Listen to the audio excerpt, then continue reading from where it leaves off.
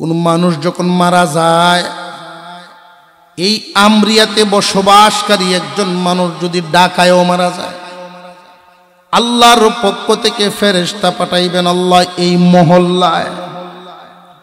এই মহল্লাতে একজন ফেরেশতা এসে ঘুরবেন, ঘরে ঘরে ঘুরবেন, মানুষের কথা শুনবেন, তথ্য নিবেন মানুষের জবান থেকে। মানুষ কি কয় তার ব্যাপারে বেশিরভাগ মানুষে যদি ভালো বলে, আল্লাহর ফেরেশতা এই তথ্য নিয়ে আল্লাহর কাছে যান, প্রভু গো, অমুকের সন্তান অমুক আমরিয়া গ্রামের অমুক বিদায় হয়ে গেছে, তার এলাকার মানুষ, তার প্রতিবেশীরা তারে ভালো বলছে। আল্লাহ বলেন, ফেরেশতারা তোমরা সাক্ষী থাকো, প্রত্যেক বান্দা বান্দির এমন গোপন কিছু গুনাহ থাকে কেউ জানে না, একমাত্র জানেন আল্লাহ। সত্তার নামক চাদর দিয়া ডাইকা রাখেন, সত্তার নামক চাদর দিয়া ডাইকা রাখেন। আল্লাহর একটা নাম আছে না, সত্তার। এই সত্তার নামক চাদর দিয়া ডাইকা রাখেন। স্বামীর গুনাহ স্ত্রীরে জানান না, স্ত্রীর গুনাহ স্বামীরে জানান না। একজনের গুনাহ যদি জানতো, ইমামের গুনাহ যদি মুসল্লি জানতো, পিছনে দাঁড়াইতো না। আমার গুনাহ যদি আপনারা জানতেন, এখানে বসাইতেন না। আপনার গুনাহ যদি স্ত্রী জানতো, সংসার ভেঙে যেত। আল্লাহু আকবার বলেন, আল্লাহু আকবার বলেন। আল্লাহ পাক কত দয়াল, গোপন গুনাহগুলো গোপনেই চাদর দিয়া ডাইকা রাখে। যদি কোনো মানুষ তার আচরণের মাধ্যমে, ব্যবহারের মাধ্যমে, জবানের মাধ্যমে প্রতিবেশীদেরকে খুশি করে দুনিয়ার থেকে বিদায় হয়ে যায়, আর প্রতিবেশীরা যদি বলে লোকটা বড় ভালো মানুষ ছিল, বেশিরভাগ মানুষেরাই যদি তারে ভালো বলে, আল্লাহ পাক বলেন, ফেরেশতারা সাক্ষী থাকো, আমার ওই বান্দার গোপন গুনাহগুলো আমি আল্লাহ গোপনেই মাফ করে দিলাম। নদীর পার ভাঙ্গে ওপার করে, এই তো নদীর খেলা। এপার ভাঙ্গে ওপার করে, এই তো নদীর খেলা। সকাল বেলার ধ্বনি ফকির সন্ধ্যাবেলা। পারেননি না, পারেন না? কে? জোরে আওয়াজ দিয়ে মহব্বতে নাম নেন, কে? প্রথম জীবনে দেখা গেছে গরিব মানুষ 3 বেলা পেট ভরে খাওয়ার দিতে পারে না বাচ্চাদেরকে। একটা বাচ্চার একটা কলম দেয়, আরেক বাচ্চা খাতার জন্য কান্দে। এক বাচ্চার একটা ড্রেস বানায় দিছে, পরীক্ষায় যাইব সেন্টার পরীক্ষা, ক্লাস 5-এ 2-এটা শার্ট বানানোর জন্য কান্দে। আল্লাহ পাক রব্বুল আলামিন এখন তার এই বাচ্চাদেরকে বড় বানায়া এমন কাজে লাগাইছেন, বাপেরে হজ করে আনছে, বাড়িঘর বিল্ডিং বানাইছে। আল্লাহ সম্পদ দিতে পারেননি না, পারেন না? ওই যে সকাল বেলার ফকির ধনী সন্ধ্যাবেলা, আবার সকাল বেলার ধনী ফকির সন্ধ্যাবেলা। মানুষের প্রথম জীবন এবং শেষ জীবন বুঝাইছে কবি। এমন মানুষ বহু আছে, প্রথম জীবনে যখন ধনীর দুলাল বাবার রেখে যাওয়া সম্পদ তার চোখে, তখন মানুষ বাসে না। সকালে 1 সেট কাপড় পাল্টায়, দুপুরে 1 সেট, রাতে আর 1 সেট নিয়ে বাজারে ঘুরে এসে দিন যাপন করে। মানুষকে মানুষ মনে করে না, কিন্তু আল্লাহ চাইলে বেশি মুসিবত বেশি লাগে না। গাড়ির 2টা টাক্কর লাগায় দিলেই দেখবেন দেশের চিকিৎসায় হয় না, মাদ্রাস থেকে ঘুরায় আইসা অর্ধেক হাওর শেষ। আর একটু জোরে কর। যেই বাহাদুরি দেখাই তো এখন লাঠি নিয়ে হাঁটা লাগে। প্রথম জীবনের বাহাদুরি শেষ জীবনে যখন ফকির বানায়া দিছেন, ঔষধ কিনার পয়সা থাকে না। সবকিছুর মালিককে, আরো জোরে কোন। কুরআনুল কারীমের একখান আয়াত তিলাওয়াত করেছি আপনাদের সামনে, এইটাই আমার সবক আজকে। আল্লাহ পাক রব্বুল আলামিন ঈমানদারদেরকে বলেন, দুনিয়ার অন্য মানুষ আর তোমরা বেশ কম, দুনিয়ার অন্যান্য মানুষ আর তোমরা বেশ কম। অন্যান্য মানুষ দেখতে মানুষ, কিন্তু আসলে পশুর মতো। যাদের ঈমান নাই আল্লাহ এদেরকে মানুষ বলেন না, যাদের ঈমান নাই আল্লাহ এদেরকে মানুষই বলেন না। তো কি বলেন? উলাইকা কাল আনআম বাল হুম আদাল্লু উলাইকা হুমুল গাফিলুন। আল্লাহ বলেন ওরা চতুষ্পদ জানোয়ারের মতো, বরং এর চেয়ে নিকৃষ্ট। চতুষ্পদ জানোয়ার এক মুষ্টি ঘাস খাওয়ায়, একটু মার পানি খাওয়ায়, এই জন্য মালিককে কিন্তু চিনে। জোরে কর। এই গরুটারে যদি মালিকে ডাক দেয় হাওরের মাঝখানে, তাই কেউ যদি মালিকরে রাস্তায় দেখে ওইখান থেকে গরু আওয়াজ দেয়, একটু মার পানি খাওয়ায়, এই জন্য মালিককে সে কত সম্মান, কত মোহব্বত। তুমি মানুষকে আল্লাহ কোথায় থেকে কিভাবে মার গর্ব হয়ে এরপরে শিশুর থেকে তিল তিল করে আল্লাহ বড় করলেন। মাওলার দেয়া নিয়ামত কায়া দুনিয়ায় বুক করো, অথচ আল্লাহ তুমি মানো না। আল্লাহর দেয়া নিয়ামত বুক করো, অথচ আল্লাহ মানো না। বান্দারে, তুমি যেই অক্সিজেনটা টানিয়া বাঁচিয়ে আছো, অক্সিজেনের দাম কত তোমার কি চিন্তা আসেনি? সৌদি আরবের একজন মুরব্বী মানুষ শ্বাসকষ্টে আক্রান্ত হয়ে প্রাইভেট একটা হাসপাতালে ক্লিনিকে ভর্তি হয়েছেন। 24 ঘন্টা অক্সিজেন নেওয়ার কারণে ওনার বিল আসছে 3200 রিয়াল, 3000-এর উপরে। এই 3200 রিয়াল বিল ওনার টেবিলের সামনে রাখছে। বিল পরিশোধ করেন আগে, রুগী বের করেন পরে। এই বিলের কাগজটা বুড়া মানুষটা হাতে নিয়ে চোখের পানিটা গড়গড় করে ছেড়ে দিছেন। ছেলে আইসা পাশে দাঁড়ায় বলে, আব্বা 3200 রিয়াল বিল দেইকা বুঝি আপনি কান্দে দিছেন নাকি? এই পরিমাণ পয়সা তো আমরা বন্ধু বান্ধব নিয়ে আড্ডাতেই খরচ করে ফেলি। না রে বাবা, এই বিল দেইকা আমি কান্দি নাই। যেই মাওলা আজ পর্যন্ত অক্সিজেন দিয়া বাঁচায়া রাখছেন, উনার বিল না জানি কত হইছে, এই চিন্তায় কাঁদছি। এই 24 ঘন্টা বিলে যদি এই অবস্থা হয়, 3200 রিয়াল বিল দিবেন আগে, রুগী বের করবেন পরে, এই ঘোষণা হয়। যিনি আমার এই পর্যন্ত বাঁচায় রাখছেন, উনার দরবারে না জানি কত বিল জমা হইছে।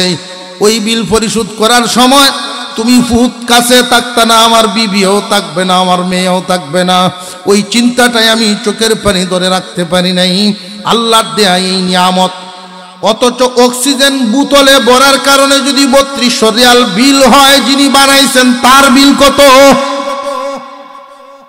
এক বোতল পানি 30 টাকা দিলে দোকানদারে দেয়, অথচ এই পানিটা কোম্পানি বানায় নাই, শুধু বোতলে ভরছে। এই কারণে যদি এমন বিল হয়, তাহলে যিনি পানি বানাইছেন উনার বিল কত? প্রত্যেকটা নিয়ামত এইভাবে ভোগ করার পরেও যারা আল্লাহ মানে না, যাদের ঈমান নাই, আল্লাহ এদেরকে মানুষই বলেন না। এরা চতুষ্পদ জানোয়ারের চেয়ে নিকৃষ্ট। মালিক মানে না, এটা এক কারণ। 2 নাম্বার কারণ, চতুষ্পদ জানোয়ারের চেয়ে নিকৃষ্ট হওয়ার আর একটা কারণ। হযরত আবু বকর সিদ্দিক রাদিয়াল্লাহু তাআলা আনহু পাথরের ফাঁকের মধ্যে বৈশা রইতে একটা শিয়াল, ছোট্ট একটা গাছের নিচে, গাছের পানি টপ টপ করে, কুয়াশার পানির মতোই টপ টপ করে পড়তেছে এই শিয়ালটার উপরে। সিদ্দিক আকবর রাদিয়াল্লাহু তাআলা আনহু দূর থেকে দেখে দেখে উনি ভাবতেছিলেন, শিয়াল রে, যদি আমি জান্নাতি হই তাহলে তোমার চাইতে কেন আমি মাখলুকাতের মধ্যে অনেক উত্তম। কিন্তু যদি আমি জাহান্নামে চলে যাই তুমি শিয়ালের চাইতে আমি নিকৃষ্ট, কারণ তোমার কোনো জাহান্নাম নাই, তুমি মাটি হয়ে যাইবা। আর আমি মানুষ হয়েও যদি জাহান্নামে যাই তোমার চেয়ে নিকৃষ্ট হয়ে গেলাম। জোরে কর। আল্লাহ পাক রব্বুল আলামিন বলেন, ইয়া আইয়ুহাল্লাযীনা আমানু দুখুলু ফিস-সিলমি কাফা। ও মানব জাতি, যারা ঈমানদার, তোমরা আর অন্যরা সমান না, তোমরা শ্রেষ্ঠ, তোমরা মর্যাদাবান। যেহেতু ঈমান আনছো, আল্লাহর উপরে ঈমান আনছো, সুতরাং পরিপূর্ণভাবে ইসলামের ভিতরে ঢুকো। আদা মাদা না, আদা আদি ঢুইকা লাভ নাই, পরিপূর্ণভাবে ইসলামের ভিতরে ঢুকো। আল্লাহ এই কথাটা বইলা আবার একটা ইঙ্গিত দিলেন, ও বান্দা বান্দিরা, পরিপূর্ণভাবে যে ইসলামে ঢুকবা, তোমার পথে কিন্তু বাধা হইয়া দাঁড়াইব একজন, তোমার পথে একজন বাধা হইয়া দাঁড়াইব। কে? তার নামটাও আল্লাহ গোপন রাখেন নাই, প্রকাশ করে দিয়েছেন। ওয়ালা তাত্তাবিউ খুতুওয়াতিশ শাইতান ইন্নাহু লাকুম আদুব্বুম মুবিন। এই শয়তান তোমাদের প্রকাশ্য শত্রু, সে তোমাদেরকে বাধা দিবে, সাবধান, তাকে অনুসরণ করবা না, তার দেখানো পথগুলোতে চলবা না। সে তোমাদেরকে দেখাইব এক পথ, নিয়ে যাইব আরেক পথে, দেখাইব তোমার লাভের পথ, নিয়ে ফেলায় দিব ক্ষতিতে। দেখাইব সুদের রাস্তা বড় উপকারী, কল্যাণকর, সুদ খাইলে খুব তাড়াতাড়ি ধনী হইবা, তোমার দেখাইব লাভের পথ, কিন্তু এই লাভের পথ নিয়ে তোমার সরাসরি জাহান্নামে ফেলাইয়া দিব। নামাজ না পড়ে লেফের নিচে শুয়া থাকা কি আরাম? শয়তানের দেখাইব, তালিম দিব তোমার আরামের, কিন্তু ফেলাইয়া দিব তোমার বিপদে। সাবধান সাবধান, শয়তানের অনুসরণ করবা না, পরিপূর্ণভাবে ইসলামের ভিতরে ঢুকিয়া যাও। ইসলামের ভিতরে পরিপূর্ণভাবে ঢুকার যত আমল, আপনারা এখানে যারা আছেন আমল জানেন না এমন না, ওয়াজ মোটামুটি ওয়ার্দি ওয়াজ আপনারাও জানো, খালি টান্ডা আমরার মতো দিতারুন না। ওয়াজ জানুন না এমন না, ওয়াজ কিন্তু ওগুলোই কম বেশি জানে। নামাজ পড়লে গুনাহ হইব, এই কথা কে না জানে?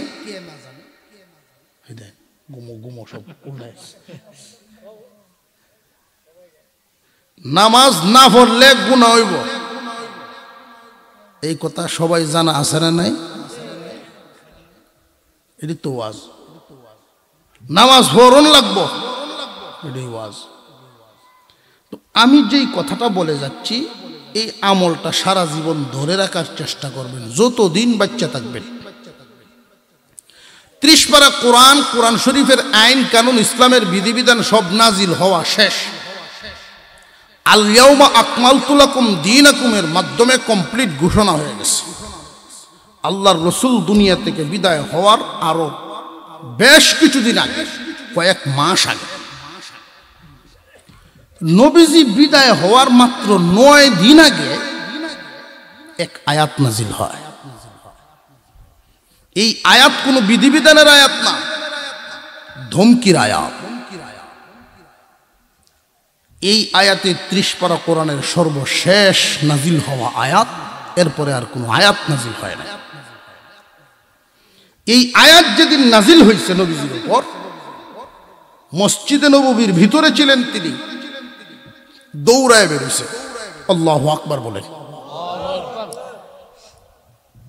আল্লাহর রাসূল দৌড়ায় বের হয়েছেন মসজিদ নববীর সামনে। তিনি ডাকতেছেন, কে আছো তোমরা? আমার প্রতিবেশীরা, তাড়াতাড়ি হাজির হও। মক্কা ছেড়ে মদিনায় 10 বছরের জিন্দেগি আমার, 10 বছর যাবৎ তোমাদের সাথে আমার উঠা বসা, তোমরা কে কোথায় আছো জলদি হাজির হও। বিশ্বনবী ডাক দেওয়ার পরে মদিনার মানুষের হালত বুঝেন। আল্লাহর পয়গম্বর ডাক দেওয়ার পরে মদিনার মানুষের হালত, নারী পুরুষ কেউ কি আর জাগাত না, সব সামনে আছে। আল্লাহর পয়গম্বর ঘোষণা দিতেছেন, তোমাদের মধ্যে এমন কি কেউ আছনি যারে আমি আমার জবান দ্বারা আঘাত দিছি? তোমাদের মধ্যে এমন কি কেউ আছনি যারে আমি হাত দ্বারা আঘাত দিছি? যদি রে কেউ থেকে তাকো পরিপূর্ণ বদলা লইয়া লও। কথার আঘাত দিয়া থাকলে অনুরূপ কথা দিয়া আমারে বদলা লইয়া লও। হাত দ্বারা যদি আঘাত দিয়া থাকি অনুরূপ আঘাত দিয়া বদলা লইয়া লও। আল্লাহ এমন এক আয়াত নাজিল করেছেন, কিয়ামতের কঠিন ময়দানে আসামির কাঠগড়ায় দাঁড়াইতে হবে। প্রতিবেশীরা যদি অভিযোগ করে আসামির কাঠগড়ায় দাঁড়াইতে হবে। আসলিকেও এমন পাওনাদার যারে হাত দ্বারা আঘাত দিছি এমন কি কেউ আসনি রে? জবান দ্বারা আঘাত দিছি এমন কি কেউ আসনি? নবীজি এই ঘোষণা দেওয়ার কারণ কি? উম্মতকে শিখানো। এই আমরিয়া গ্রামে জন্ম, এখানেই বড় হইছেন, এইখানেই জীবন কাটাইতেছেন। দাড়ি পেকে যাচ্ছে, দাঁত পড়ে যাচ্ছে, চামড়া খুশ হয়ে গেছে। এই জীবনে চলতে ফিরতে কত মানুষের সাথে, কত প্রতিবেশীর সাথে কত ধরনের আচরণ। জীবনে কি চোখ বন্ধ করে কোনোদিন ভাবছিনি যে আমার এই কথার দ্বারা কি অমুক কষ্ট হইল? আমি কি জীবনে তার সামনে দাঁড়ায় হাতটার ধরে মাপ চাইছি, ভাই তুমি আমারে মাফ করে দিও? আর নইলে অনুরূপ একটা কথা কয়ে বদলা লইয়া লও। কোন প্রতিবেশী যদি এইরকম ভাবে প্রথমে বদলা চায়, যে বদলা লইয়া লো, এরপরে মাপ চায় নে, আমার তো মনে হয় না শত্রুতা থাকবো। টান দিয়া বুকের সাথে জড়াইয়া মোহব্বতের ভাই ভাইয়ে পরিণত হবে। একে অপরের ভিতরের দ্বিধা দ্বন্দ্ব ময়লা দূর হয়ে যাওয়ার কথা। আল্লাহর রসুল শিখাইছেন, প্রতিবেশীর মনে আঘাত দিয়া দুনিয়া ছাড়িও না। কেউ যদি কোনো বান্দারে কষ্ট দিয়া তাকে কথার দ্বারা, কেউ যদি কোনো বান্দারে আঘাত দিয়া তাকে হাত দ্বারা, দুনিয়ার মামলা দুনিয়াই শেষ করিয়া যাইবা, নইলে আসামির কাঠগড়ায় দাঁড়াইতে হবে। তুমি যত বড় আলেম হও, যত বড় অফিসার হও, যত বড় দুনিয়াদার, আল্লাহর বাড়ির মেহমানই হও, হাজী সাহেব হও না কেন, গাজী সাহেব হও না কেন, এমন কি শহীদের ক্ষেত্রেও বান্দার হকের ব্যাপারে আপত্তিকর কথা। বান্দার হক এমন মারাত্মক অপরাধ, কেউ কাউর হক নষ্ট করবা না। আল্লাহর নবী বারবার ডাকতেছেন, উম্মতকে শিখানোর জন্য এমন এক আয়াত নাজিল হয়ে গেছে, আসনিরে কেউ জবান দ্বারা আঘাত পাইছো বা হাত দ্বারা আঘাত পাইছো। এমনি হাজিরানে মজলিস থেকে একজন সাহাবী হাত উঠায় ফেলছেন। সাহাবীরা অবাক হয়ে তাকাচ্ছেন উনার দিকে। আল্লাহর রাসূল ডাক দিলেন, সামনে আসো বাবা, তোমার এক জবান দ্বারা আঘাত দিছি নাকি হাত দ্বারা? ওগো আল্লাহর পয়গম্বর, আপনার চাবুকের আঘাতটা আমার পিঠে আছে। আপনার চাবুকের আঘাত পেয়েছিলাম আমার পিঠে। নবীজি বলেন, কেমনে আমার একটু স্মরণ করায়া দাও। আমরা যুদ্ধের ময়দানে গিয়েছিলাম, যুদ্ধ হয় নাই, ফেরার পথে আপনি ছিলেন উটের উপরে আর আমরা ছিলাম পায়ে হেঁটে হেঁটে। আপনি চাবুকটা এইভাবে ঘুরাইতেছিলেন, এই সময় চাবুকের আগাটা আমার পিঠে লাইগে গেছিল। আপনি জানেন না, আপনার অজান্তেই এমনটা হয়েছিল। আল্লাহর রাসূল বলেন, বদলা লইয়া লও। দুনিয়ার মামলা দুনিয়াই শেষ করে যাইব, আল্লাহর সামনে যেন আসামির কাঠগড়ায় দাঁড়াইতে না হয়। তোমার চাবুকটা দিয়ে আমার পিঠেই অনুরূপ একটা আঘাত দিয়ে নিয়ে নাও। সাহাবীর চোখ দিয়ে পানি গড়গড় করে পড়তেছে। আল্লাহর রাসূল বলেন বদলা লয়ে লও। সাহাবী বলেন ইয়া রাসূলুল্লাহ, ওই দিন তো আপনার হাতে আমার চাবুক ছিল না, আপনার চাবুক ছিল। আপনার চাবুকের আঘাতটা আমার পিঠের মধ্যে লাগছিল। নবীজি বলেন কে আছো রে? ফাতেমার ঘরে আমার চাবুকটা আছে, জলদি যাও ওই চাবুক লয়ে আসো, দুনিয়ার মামলা দুনিয়ায় শেষ করতে চাই।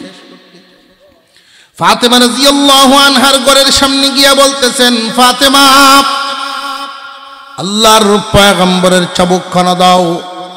ফাতেমা রাদিয়াল্লাহু আনহা বলেন এই মুহূর্তে আব্বার মাথায়ও ব্যথা, বুকেও ব্যথা, যুদ্ধের কোনো দামামাও শুনি নাই। চাবুক দিয়া কি করতেন? যে একজনের চাবুকের বদলা নিবেন পয়গম্বরের পিঠ মুবারক থেকে। যেই মাত্র শুনছেন ফাতেমা বাবার পিঠ থেকে চাবুকের বদলা নেওয়া হবে। আমার তো কোনো ভাই নাই, কে বাবার বদলায় পিঠ তার সামনে ধরবে? রে হাসান হুসাইন, যাও মসজিদে নববীর সামনে গিয়া তোমাদের দুই ভাইয়ের পিঠ উদাম করে দাও, যেন ইচ্ছা মতো বদলা নেয় তোমাদের পিঠ থেকে, তবু আমার বাবার গায়ে যেন চাবুকের আঘাত না দেয়। দুনিয়ার মামলা দুনিয়ায় শেষ হবে, তবে পয়গম্বরের গায়ে যেন আঘাত দেওয়া না হয়। এই চাবুকটা নিয়ে নবীজির হাতে যখন দেওয়া হলো, আল্লাহর রাসূল চাবুকটা তার হাতে দিয়া বলেন অনুরূপ ওজনের একটা আঘাত দিয়া বদলা লয়ে এলো। সাহাবী হাতে চাবুকটা ধরছেন, ঠিক হাতটা কাঁপতেছিল। আবু বকর, ওমর ওইখানে হাজির। তারা ওই সাহাবীর সামনে গিয়া বলেন তুই কি পাগল হয়ে গেছো নাকি? নবীজির পিঠ মুবারক থেকে বদলা নিবা, তুমি কি পাগল হয়ে গেছো? ওই সাহাবী শুধু কাঁদতে আছেন, চোখের পানি জড়াইতেছে, মুখে কিছুই বলেন না। আল্লাহর রাসূল বলেন আঘাত দিয়া বদলা নাও। এখন সাহাবী বলেন হুজুর ওই দিন আমার গায়ে কোনো কাপড় ছিল না, যুদ্ধের ময়দান থেকে যখন আসতেছিলাম আপনার হাতের চাবুকের আঘাতটা যখন লাগছিল আমি খালি গায়ে ছিলাম, উদাম ছিলাম। আল্লাহর রাসূল বলেন হুবহু যদি বদলা দেওয়া লাগে তাহলে তো আমারও তো কালিগাও হওয়া লাগে, মানুষের সামনে আমি কালিগা হই না। চলো হুজরার ভিতরে চলে যাই, তবু দুনিয়ার মামলা দুনিয়ায় শেষ করবার চাই। কিয়ামত পর্যন্ত উম্মতকে শিক্ষা দেওয়া হলো মূল উদ্দেশ্য। হুজরার ভিতরের দিকে আল্লাহর পয়গম্বর রওনা দিলেন, সাহাবীও চাবুক নিয়ে পিছনে পিছনে যায়। কান্নার রুল পড়ে গেছে মসজিদে নববীর সামনে। হুজরার ভিতরে ঢুকলেন, ভিতর থেকে দরজা বন্ধ করে দিলেন দুইজন পয়গম্বর এবং নবীর সাহাবী। আল্লাহর রাসূল বলেন নাও বদলা লইয়া লও। এমনি পিঠের কাপড় যখন সরাইলেন, নবীজির সাহাবী চাবুক কানা রেখে আল্লাহর পয়গম্বরকে পিছন থেকে জড়ায়া ধরে মোহরে নবুয়তের উপরে চুমা মেরে হাউমাউ করে কান্দে। মোহরে নবুয়তের মধ্যে চুমা দিয়া বলেন ইয়া রাসূলুল্লাহ, ইয়া হাবিবাল্লাহ, আমারে মাফ করে দেন। আমি যেই দিন কালিমা গ্রহণ করেছি ওই দিনই আল্লাহ এবং রাসূলের জন্যই জীবন উৎসর্গ করে দিয়েছি। কিন্তু আপনি একদিন বলেছিলেন যে নাকি ইমানদার ইমানের হালতে যদি আমার মোহরে নবুয়তে স্পর্শ করে চুমা খায় তার জন্য জান্নাত ওয়াজিব হয়ে যাবে। আপনি তো আর মানুষের সামনে কাপড় খুলেন নাই, এই সুযোগ নিলাম, আপনি আমারে মাফ করে দেন নবীজি। আমি আপনার মোহরে নবুয়তে চুমা লাগাইছি, আল্লাহ কি আমারে জান্নাত দিবেননি? নবীজি দরজা খুলে হাজিরানি মজলিসের সামনে বলেন সাহাবীরা রে, তোমরা সাক্ষী থাকো আমার এই সাহাবীকে আল্লাহ জান্নাত ওয়াজিব করেছে। ঘটনা শোনানোর উদ্দেশ্য হলো দুনিয়ার জমিনে একজন আর একজনের সাথে চলতে ফিরতে কথাবার্তা উঁচা আওয়াজ হয়ে যায়, কটু কথা হয়ে যায়। আপনার আচরণে যদি একজন আঘাত পান, যত তাড়াতাড়ি পারেন মামলা শেষ করে দিবেন। এতে আপনার ইজ্জত কমবে না, আপনি ছোট হবেন না, আপনার মর্যাদা বাড়ায়া দিবেন কে? জবান খুলে বলেন কে? কোন মানুষ যখন মারা যায়, এই আমরিয়াতে বসবাসকারী একজন মানুষ যদি ঢাকায়ও মারা যায়, আল্লাহর পক্ষ থেকে ফেরেশতা পাঠাইবেন আল্লাহ এই মহল্লাতে একজন ফেরেশতা এসে ঘুরবেন, ঘরে ঘরে ঘুরবেন, মানুষের কথা শুনবেন, তথ্য নিবেন মানুষের জবান থেকে। মানুষ কি কয় তার ব্যাপারে। বেশিরভাগ মানুষে যদি ভালো বলে, আল্লাহর ফেরেশতা এই তথ্য নিয়ে আল্লাহর কাছে যান, প্রভু গো, অমুকের সন্তান অমুক, আমরিয়া গ্রামের অমুক বিদায় হয়ে গেছে, তার এলাকার মানুষ, তার প্রতিবেশীরা তারে ভালো বলছে। আল্লাহ বলেন, ফেরেশতারা তোমরা সাক্ষী থাকো, প্রত্যেক বান্দা বান্দির এমন গোপন কিছু গুনাহ থাকে, কেউ জানে না, একমাত্র জানেন আল্লাহ। সত্তার নামক চাদর দিয়া ডাইকা রাখেন, সত্তার নামক চাদর দিয়া ডাইকা রাখেন। আল্লাহর একটা নাম আছে না, সত্তার। এই সত্তার নামক চাদর দিয়া ডাইকা রাখেন। স্বামীর গুনাহ স্ত্রীরে জানান না, স্ত্রীর গুনাহ স্বামীরে জানান না। একজনের গুনাহ যদি জানতো, ইমামের গুনাহ যদি মুসল্লি জানতো, পিছনে দাঁড়াইতো না। আমার গুনাহ যদি আপনারা জানতেন, এখানে বসাইতেন না। আপনার গুনাহ যদি স্ত্রী জানতো, সংসার ভেঙে যেত। আল্লাহু আকবার বলেন, আল্লাহু আকবার বলেন। আল্লাহ পাক কত দয়াল, গোপন গুনাহগুলো গোপনেই চাদর দিয়া ডাইকা রাখেন। যদি কোনো মানুষ তার আচরণের মাধ্যমে, ব্যবহারের মাধ্যমে, জবানের মাধ্যমে প্রতিবেশীদেরকে খুশি করে দুনিয়ার থেকে বিদায় হয়ে যায়, আর প্রতিবেশীরা যদি বলে লোকটা বড় ভালো মানুষ ছিল, বেশিরভাগ মানুষেরাই যদি তারে ভালো বলে, আল্লাহ পাক বলেন, ফেরেশতারা সাক্ষী থাকো, আমার ওই বান্দার গোপন গুনাহগুলো আমি আল্লাহ গোপনেই মাফ করে দিলাম। আরো জোরে কোন সুবহানাল্লাহ। আপনাদের এই গ্রামে যুবকরা ইসলাহুল মুসলিমিন এক সংগঠন, এই সংগঠনের পক্ষ থেকে আমি এক পরামর্শ দিছিলাম যে সাব্বির আমাকে মহব্বত করে, অনেক আগের থেকেই সে আপনাদের এই সিলেটে আসা যাওয়া যখন থেকে শুরু হয়, শুরুর দিক থেকেই তার সাথে পরিচয় হয় আমার। পরামর্শ দিয়েছিলাম গ্রামবাসীকে নিয়ে একদিনের মাহফিলের মাধ্যমে সেবা যথেষ্ট না, কারণ একদিন ওয়াজ করি আপনাদের মনটা একটু নরম হয়, সকালে ফজরের পরে উঠে আবার যেই। কিন্তু এখানে যদি একটা মাদ্রাসা হয়, আলেমদেরকে নিয়ে পরামর্শ করো, যুবকদেরকে নিয়ে পরামর্শ করো, আলহামদুলিল্লাহ আজকে সেটা সূচনা হয়েছে, খুব খুশি হয়েছি আলহামদুলিল্লাহ। ছেলে হোক আর মেয়ে হোক, আমরা অনেক সময় করি কি ছেলেদেরকে দেই আর মেয়েদেরকে পড়াই না। কয়েকটা তাত্ত্বিক কথা মনে রাখবেন। কাফেরের সন্তান নবী হইছে এমন ইতিহাস আছে। ইব্রাহিম আলাইহিস সালামের আব্বা, কথা বুঝাইতেছে, কাফের ছিল।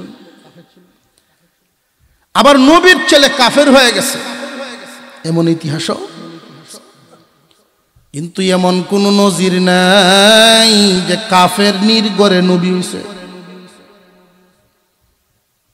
ওলিয়া উলিয়া গৌস কুতুব আল্লাহ পাঠান যেই পেট থেকে, পেটটা পেটের মতো হইতে হয়। এই আমরিয়া গ্রামে যে সমস্ত মেয়েরা জন্মগ্রহণ করেছে, আল্লাহ এদেরকে প্রত্যেককেই সালেহা আবেদা হিসেবে কবুল করেন, বলুন আমিন। আর জোরে বলেন আমিন।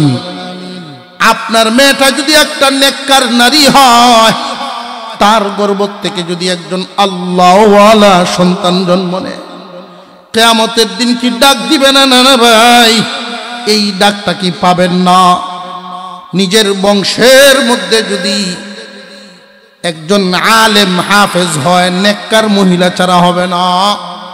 বর্তমান সময়ে যেই পড়াশোনা, যেই আধুনিকতার ছোঁয়া আমাদেরকে ঘিরে ধরতেছে, খুব সাবধান। সুন্দর উদ্যোগ নিয়েছে যুবকরা। এলাকার সকল মানুষ যদি সমন্বয়ের সাথে করেন, এর উসিলায় আল্লাহ পার করে দিবে। ছেলে হোক আর মেয়ে হোক, অন্তত 3টা বছর স্কুলে ভর্তি থাকবে, অসুবিধা নেই।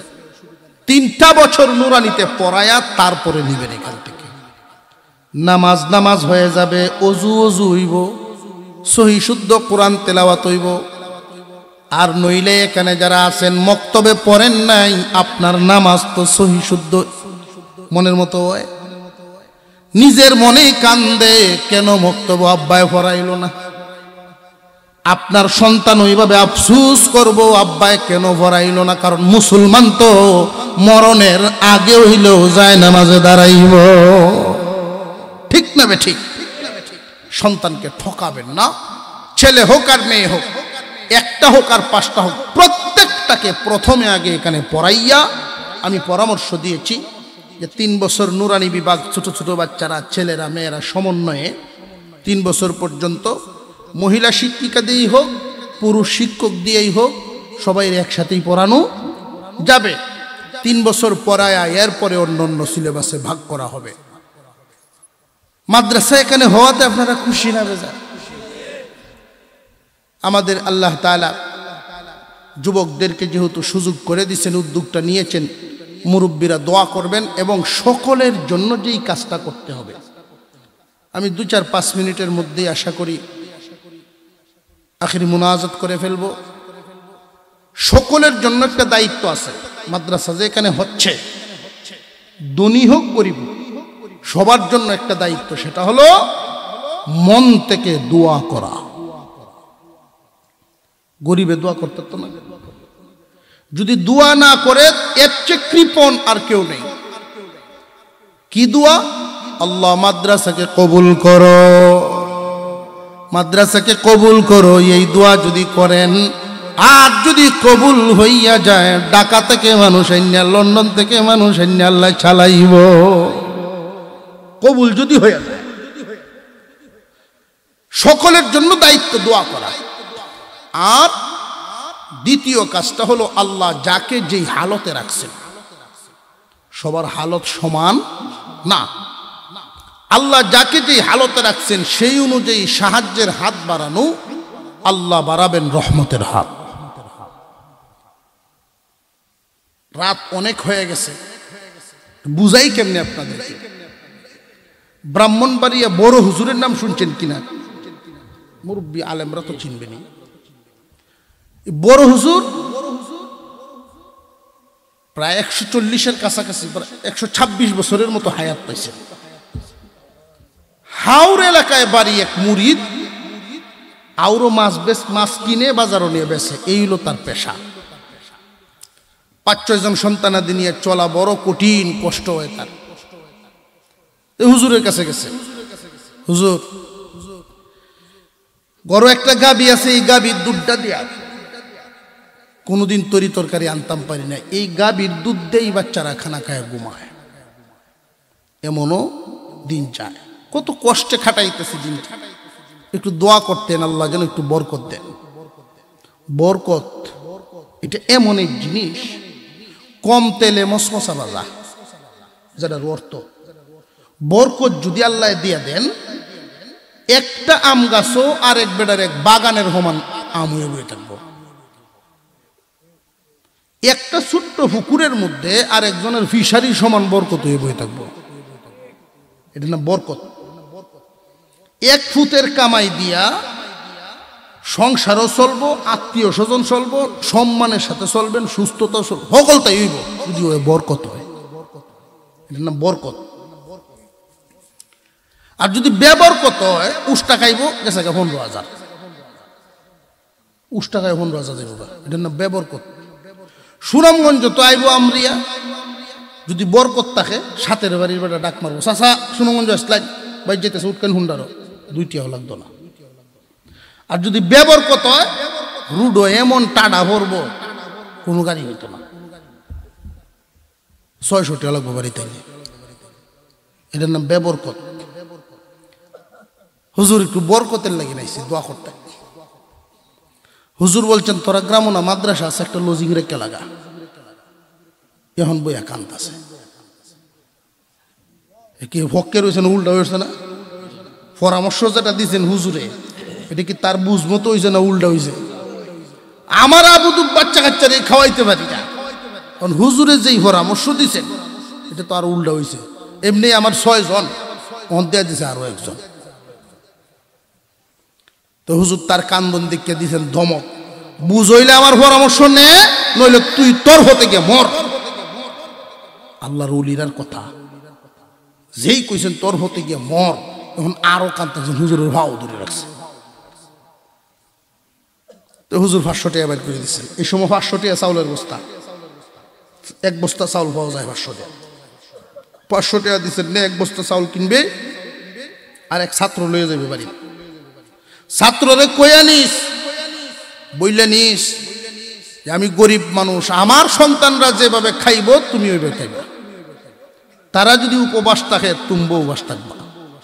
নবীর বাগানের মেহমান বড় দামি, কইয়া নিস।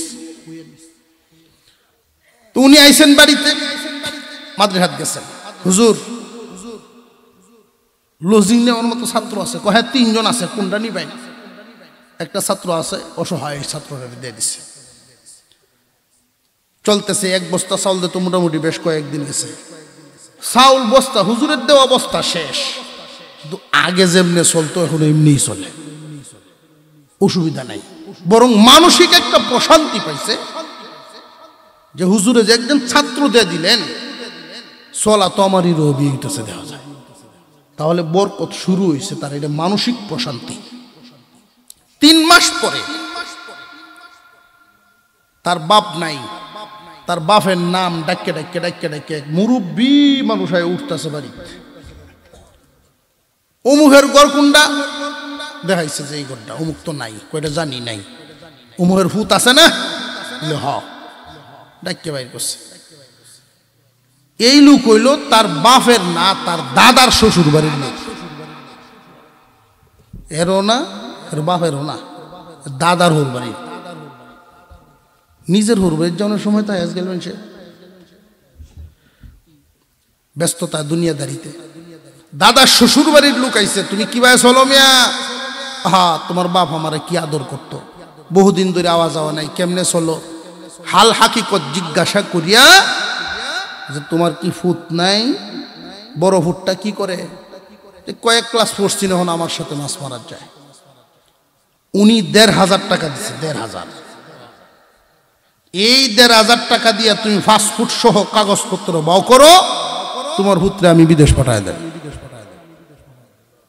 এই বেটা বেটা এ বেটার হুত্তা হয় তখন মালয়েশিয়া ভিসা দিয়ে মানুষ নেয়।